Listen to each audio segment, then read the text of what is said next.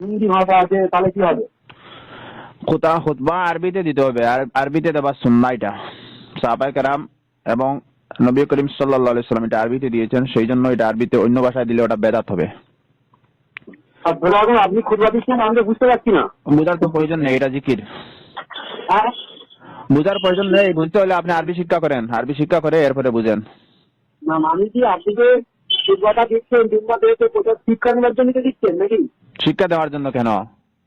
তাহলে এটা ওয়াজিব, ওয়াজিব, খুতবা দেওয়া ওয়াজিব, আল্লাহর রাসূলের আদেশ, সেই জন্য এটা দেওয়া হইছে। আমি যে আল্লাহ রসুলের কথাটা বলতে এটাকে বিশ্বাস করছি, এটা জানি, এটা আল্লাহর কথা বলছি, এটা জানি। আমি কি এটা তো মানুষকে শিক্ষা দেওয়ার জন্য তো করছেন তো নাকি?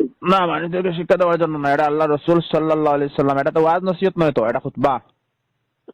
ঠিকমতো বুঝতে পারলাম যে বলছি মানুষ ওখান থেকে কি শিক্ষা নিলে, ভালো শিক্ষা নিয়ে আমল করার চেষ্টা করবে তো। শিক্ষার তো অভাব নেই, শিক্ষার তো অভাব নেই এখানে না খুতবা। না, আপনি আপনি এই কথাটা হাঁটবেন না। আপনার তো কথা বলতে ভালো লাগছে, আপনি যেহেতু ভালো কথা বলছেন। আমি বলছি আপনি যেহেতু খুতবা দিচ্ছেন, আমি খুতবাটা আমি শিক্ষা নিচ্ছি তো নাকি? শিক্ষা নিয়ে আমল করার চেষ্টা করবো তো নাকি?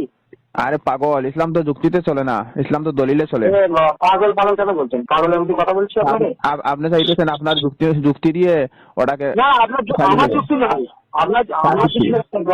জনগণের কথা বলছি, জনগণের যুক্তির কথা বলছি। আমি কি বলবো, আমি তো জুম্মা করতে আসছি, খুতবাটা শুনছি, খুতবা শুনে তো আমি আমল করার জন্য চেষ্টা করছি নাকি? যেটা আল্লাহ রসুল যে কথাটা বলেছে সেইভাবে আমাকে চলার জন্য চেষ্টা চালাবো, তাই তো? তো বলতে হয় যে আপনি যদি আরবিতে বললেন, আমি তো বুঝতে পারিনি, জনগণ তো আরবিতে বুঝতে পারে নাই, 90% ছিল। তো না বুঝলে কি হয়েছে, সমস্যা কি?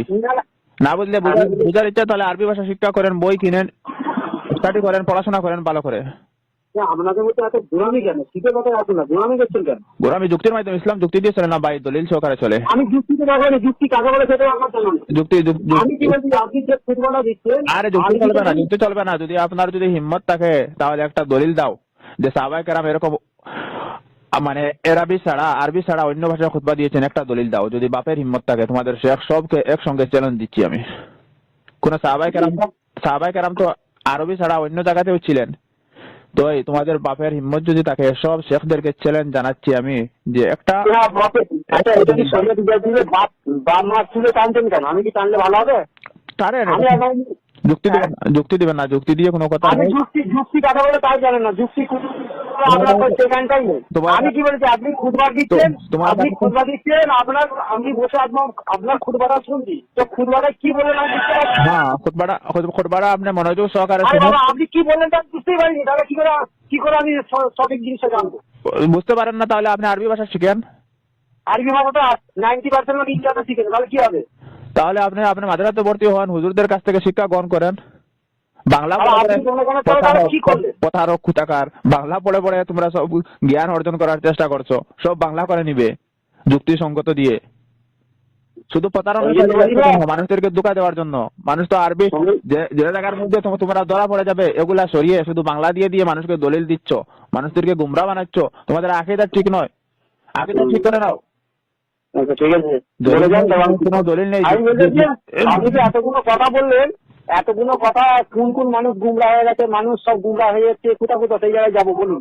এটাই তো, কুল্লু বেদাতিন দলালা ও কুল্লু দলালাতিন ফিন্নার, এটা বেদাত।